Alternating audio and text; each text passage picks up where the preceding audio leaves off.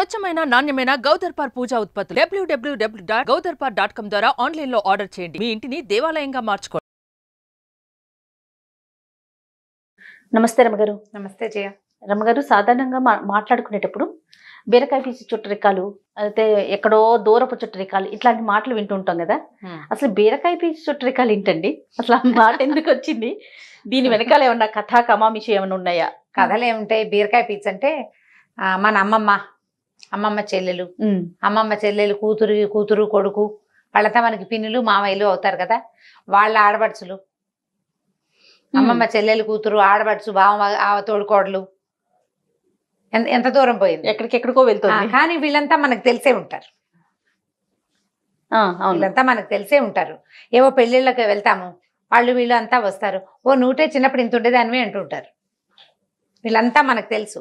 ఇప్పుడు ఇదివరకట్లాగా ఏంటంటే మనం గుంపులతో బాగా పెళ్లిళ్లలో కలిసేటప్పుడు అందరినీ చుట్టాలు. మా వైపు బలగం చాలా పెద్దది. బలగం పెద్దదంటే మన బలగానికి మన ఇంట్లో డజన్ మంది పిల్లలు ఉండడం, వీళ్ళందరికీ భార్యలు, వాళ్ళందరికీ అన్నదమ్ములు, అదే కాదు, చిన్నమ్మమ్మలు, చింతాతయ్యలు, పెత్తాతయ్యలు, మామయ్యల తోడల్లుళ్ళు, మేనత్తల తోడుకోడళ్ళు, వీళ్ళందరినీ కలుపుకునేవాళ్ళం.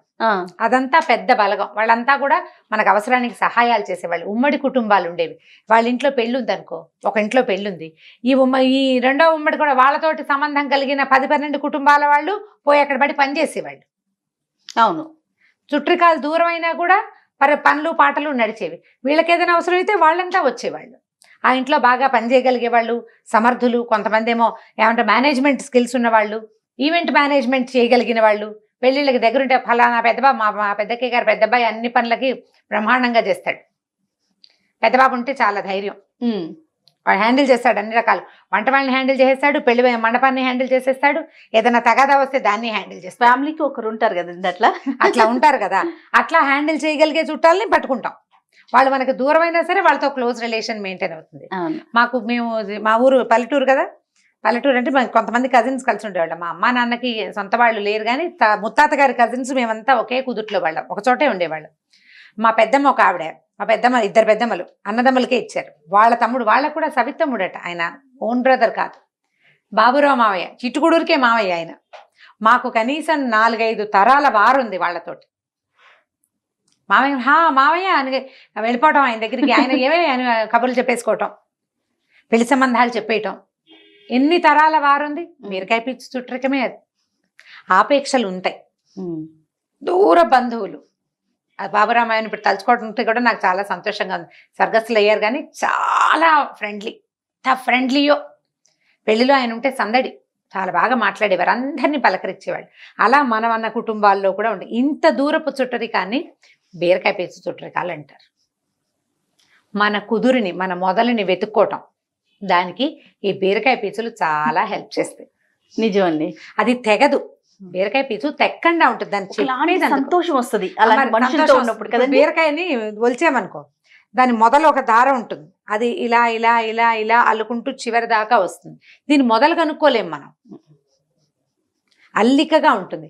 కావాలంటే ఎండిన బీరకాయలు, నేతి బీరకాయలతో ఒళ్ళు దొంకునే అలవాటు ఉన్న వాళ్ళు బీరకాయ పీచుతో బాడీ స్క్రబ్ గా పనిచేస్తుంది. అవును, అలవాటు ఉన్న వాళ్ళు చూడండి, ప్రయత్నం చేసి. అసలు దాన్ని విడదీయలేమన్నమాట. అలా విడదీయరాని సంబంధాలు కలిగి ఉండటాన్నే బీరకాయ పీచు చుట్టరికం అంటారు. ఎక్కడదో బీరకాయ పీచు అంటే దూరం అని చెప్పటం, కానీ వదలలేమని చెప్పడం అన్నమాట. వదలలేని, వదిలించుకోలేని సంబంధం అది. వాళ్ళతోటి ఏవో కొన్ని ఎమోషన్స్ కలిసి ఉంటాయి. వాళ్ళు ఏదో ఒక సందర్భంలో మనకు సహాయం చేసి ఉంటారు. మనం ఇదివరకు చిన్న ఊళ్ళ నుంచి పెద్ద ఊళ్ళకి వైద్యాలకు వచ్చేవాళ్ళు, పెళ్లి సంబంధాలకు వచ్చేవాళ్ళు. ఈ ఊళ్ళో పెళ్లి సంబంధం చూడాలంటే ఇక్కడ మన చుట్టాలు ఉండదు. ఇలా బీరకాయ పీచు చుట్టరికం వాళ్ళ ఇంటికి వెళ్ళి మా పిల్లకి ఫలానా సంబంధం చూస్తామంటే వాళ్ళ ఇంట్లో ఉండి ఆ పూట వాళ్ళు కూడా మనతో పాటు ఆ పెళ్లి సంబంధానికి వచ్చి వాళ్ళు మనకి క్లోజ్ అయిపోలే. మన పిల్ల పెళ్లినాడు హెల్ప్ చేసిన వాళ్ళు మనకి క్లోజ్ కాదు, ఎప్పటికీ గుర్తుంటారు. ఒక అనారోగ్యానికి ఇక్కడ ఏదో అప్పట్లో ఉస్మానియా హాస్పిటల్లోనూ అక్కడ నిమ్స్లోనూ చూపించుకోవడానికి తిరిగేవాళ్ళు.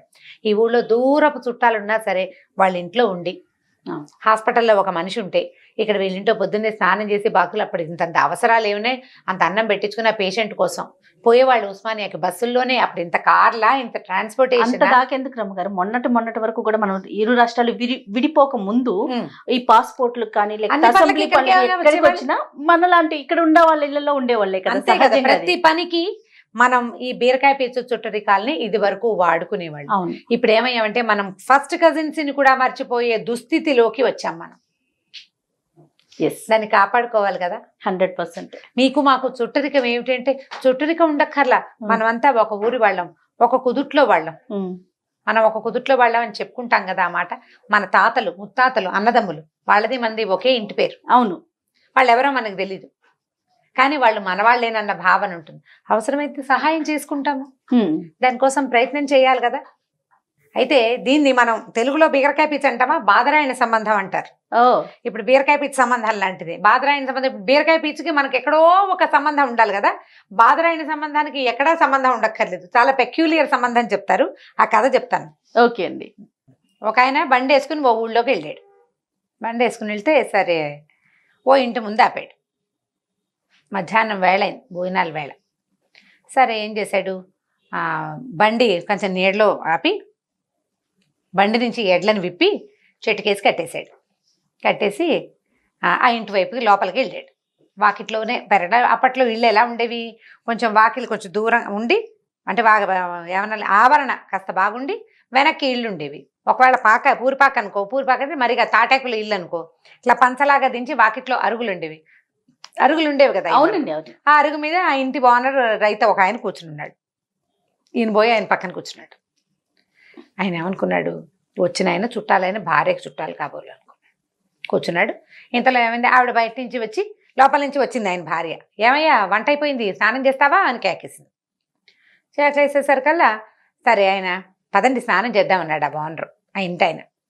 ఈ కొత్తగా వచ్చిన ఈయన ఇద్దరు కలిసి చెరువులో వెనకాల నూతి దగ్గరికి వెళ్ళారు. కాసిన వేడి నీళ్ళు ఏవో తోడు అక్కడ పెట్టబడి ఉన్నాయి. కాస్త అంటే కాగులో నీళ్ళు పొంతలో నీళ్ళు ఉంటాయి కదా, అలాగే ఓ గంగాళంలో ఉన్నాయి. చెరుకో 4 చెంబులు పోసుకున్నారు, స్నానం చేశారు. ఆయన భార్య వచ్చి ఆయనకు తువ్వాలు అందిస్తూ ఈ వచ్చిన చుట్టాలు ఆయన కూడా ఓ తువ్వాలు అందించింది. ఈయన ఒళ్ళు తొడుచుకున్నాడు. ఆ అంగవస్త్రం తడిసిపోయింది కదా స్నానం చేసరికి, అది పిండి ఆ పక్కన ఆరేశాడు. భోజనానికి రండి అన్నారు. సరే ఈయన పోయి కూర్చున్నాడు. ఇద్దరు వెళ్ళారు లోపలికి. ఆవిడ 2 విస్తరాకులు వేసింది. ఆకులు అరటాకులు విస్తరాకులు వేసుకుని పల్లెటూళ్ళలో కంచాలు పెట్టుకునే గోలే ఉంది. చుట్టం ఎవరైనా వస్తే గబుక్కుని కంచాలు పెట్టకుండా ఆకులు వేసుకునేవాళ్ళు. దొడ్లో ఏవో ఉంటాయి అరిటాకులు అవిను, లేకపోతే మర్రాకులు కుట్టుకునేవాళ్ళు, బాదం ఆకులు కుట్టుకునేవాళ్ళు, కుట్టుడాకులు విస్తళ్ళు దొరికేవి. అప్పట్లో పద్ధతులు అవే కదా. 2 ఆకులు వేసింది, అన్నం పెట్టింది, చక్కగా వడ్డనైంది, భోజనం అయిపోయింది. భోజనం చేశారు.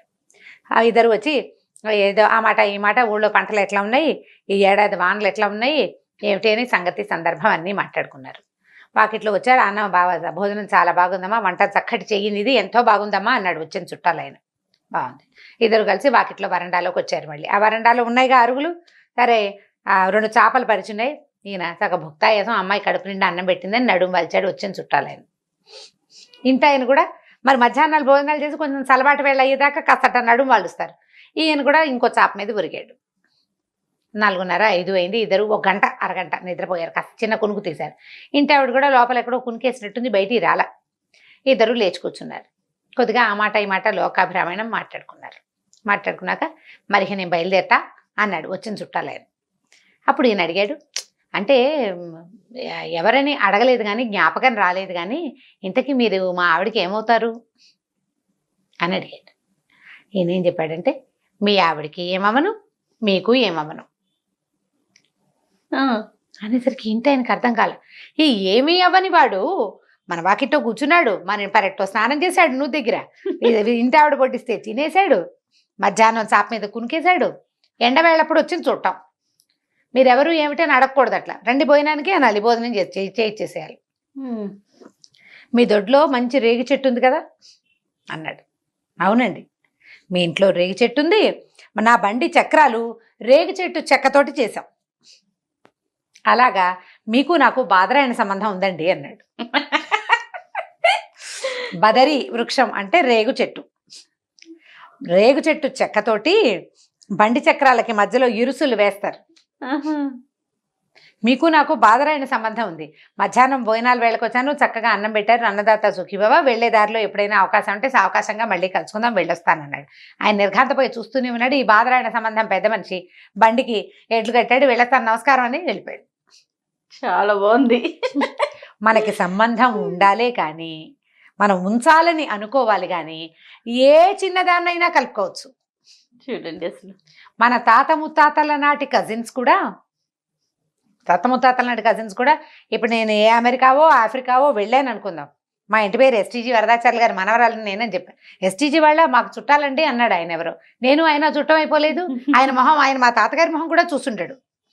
అవును, తాతగారి మొహం కూడా చూసి ఉండకపోవచ్చు, మేము ఎవరో ఆయనకి తెలుసు, కానీ ఆ పేరు ఆయనకి తెలుసు. పలానా ఇంటి పేరు అని చెప్తే చాలు కదా మనకి. ఏ ఊరు ఎక్కడ ఏమిటి, ఓహో ఆ వైపు అండి, అలాగా మేము ఎస్టీజీ వాళ్ళవేనండి.